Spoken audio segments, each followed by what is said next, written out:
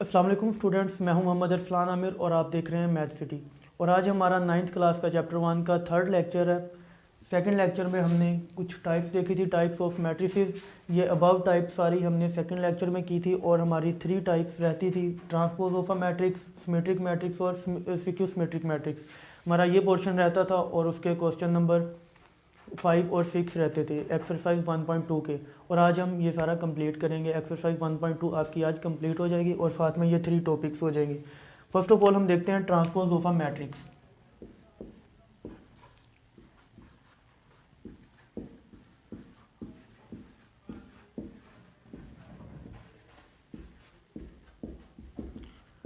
Students, first of all हमने transpose find करना है किसी मैट्रिक्स का। आप कोई भी एक मैट्रिक्स लिख लें, यहाँ पर m is equal to,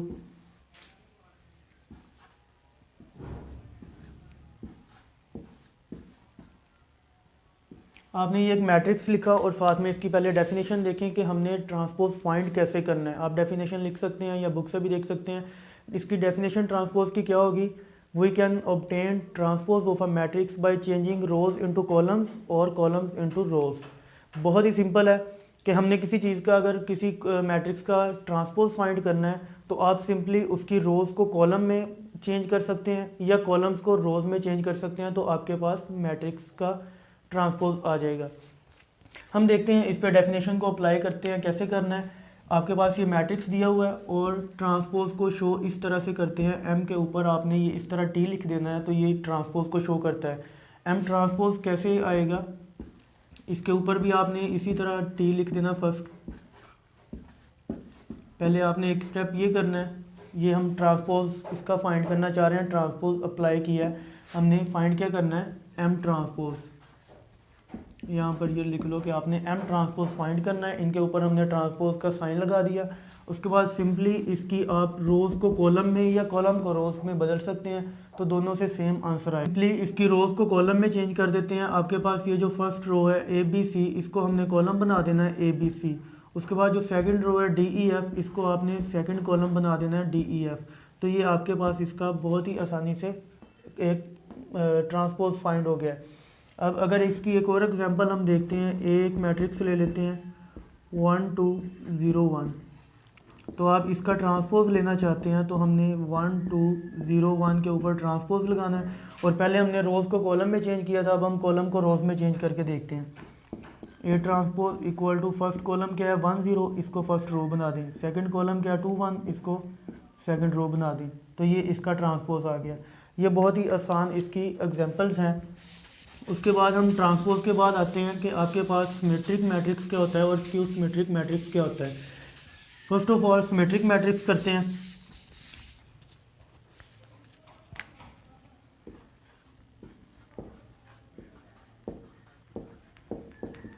symmetric matrix, symmetric matrix की डेफिनेशन अगर आप देखना चाहें, a matrix is called, a square matrix is called symmetric matrix if its transpose is equal to that matrix।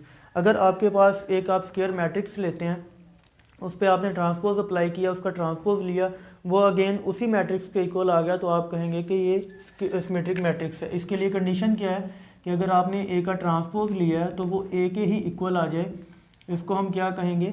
Symmetric matrix. इसकी हम एक एग्जांपल देखते हैं, आपकी बुक से ही एग्जांपल ले लेते हैं। फर्स्ट एग्जांपल इसकी हम करते हैं। एक हमने मैट्रिक्स लिया m इज इक्वल टू 1 2 3 2 - 1 4 3 4 0। हमने ये मैट्रिक्स लिया। इस मैट्रिक्स पर अगर आप अप्लाई करते हैं ट्रांसपोज, इस पर हमने ट्रांसपोज अप्लाई किया,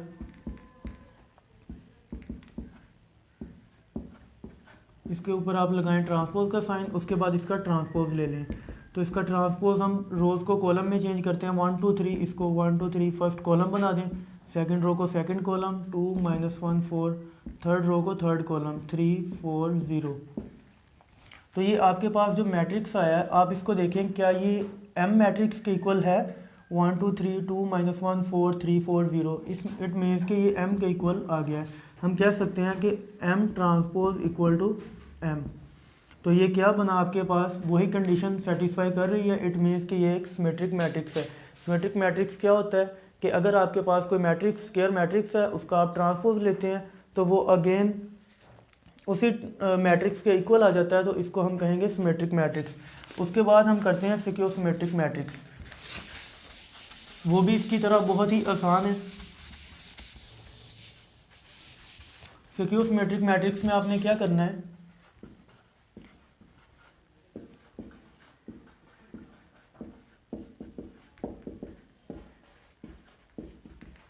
इसमें सिंपल डेफिनेशन इसकी क्या होगी, a square matrix is called secure symmetric matrix if its transpose is equal to negative of that matrix। आपने एक मैट्रिक्स स्क्वायर मैट्रिक्स लिया, उस पर ट्रांसपोज अप्लाई किया, अगर उसका ट्रांसपोज लेने के बाद वो जो आपने जो एक मैट्रिक्स लिया था, लेट्स सपोज ए मैट्रिक्स है, उसका ट्रांसपोज लिया तो वो नेगेटिव ए के इक्वल आ गया, उस मैट्रिक्स के नेगेटिव के इक्वल आ गया, तो आप कहेंगे कि ये सिक्योर सिमेट्रिक मैट्रिक्स है। इसके लिए कंडीशन क्या होगी, ए का ट्रांसपोज जो है वो माइनस ए के इक्वल आएगा, इसकी ये कंडीशन बनेगी। इसकी आप एक एग्जांपल देख लेते हैं हम, इसकी एग्जांपल लेते हैं हम, ए इज इक्वल टू 0 2 3 -2 0 1 और -3 -1 0, ये इसकी हम एग्जांपल लेते हैं। इस एग्जांपल में हमने करना क्या है, सिंपल ट्रांसपोज लेना है,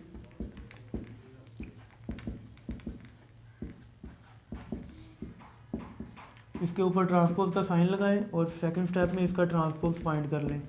इसका ट्रांसपोज क्या आएगा, 0 2 3, उसके बाद -2 0 1 -3 -1 0। ये आपने इसका मैट्रिक्स इस मैट्रिक्स का ट्रांसपोज ले लिया।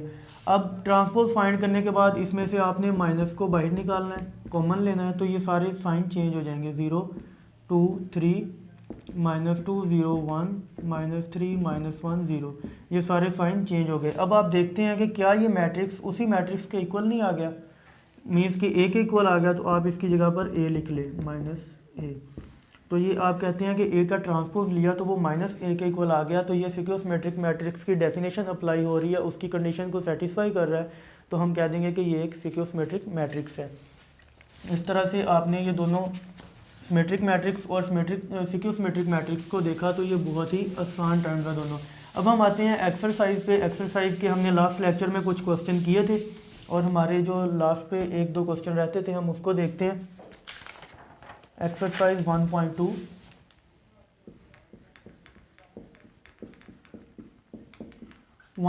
के आपके पास 5 क्वेश्चन रहता था। क्वेश्चन नंबर 5 में वो कहते हैं फाइंड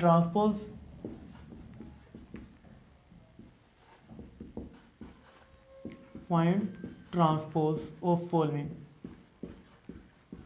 ट्रांसपोज फाइंड करने के लिए हम यहाँ से कोई भी एक क्वेश्चन लेते हैं, 1 2 3 4, हम यहाँ पर F ले लेते हैं।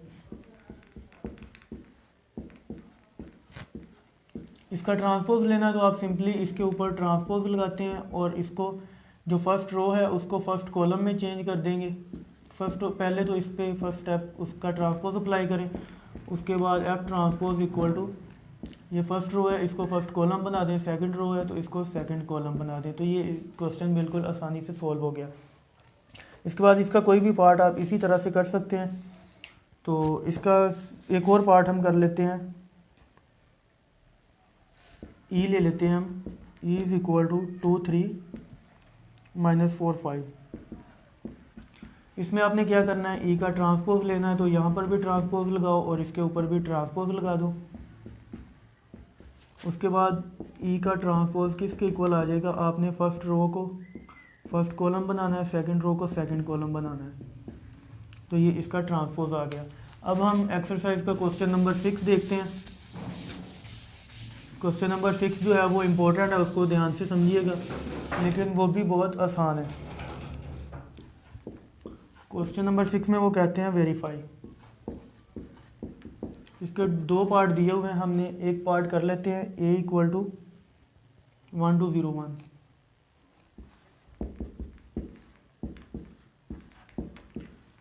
उन्होंने कहा है कि यहाँ पर वेरीफाई करें कि a का हम अगर डबल ट्रांसपोज लें तो वो a के ही इक्वल आएगा। स्टूडेंट्स इसको आप ध्यान से देखिएगा कि अगर हम ए का डबल ट्रांसपोज लें, ए का पहले ट्रांसपोज लेना है फिर से उसका ट्रांसपोज लेना है, तो वो ए के ही इक्वल आए। हम इसको सोल्व करते हैं। ए इज़ इक्वल टू 1 2 0 1, इसका पहले ट्रांसपोज लेते हैं। इसका ट्रांसपोज आपके पास आ जाएगा 1 2 को हम 1 2 कॉलम बना देते हैं, इस रो को ये कॉलम बना देते हैं। ये आपने इसका एक ट्रांसपोज फाइंड कर लिया। अब अगेन इसका ट्रांसपोज लेना है, ए ट्रांसपोज का अगेन ट्रांसपोज लेना है, तो आप इसके ऊपर फिर से ट्रांसपोज का साइन लगाएं।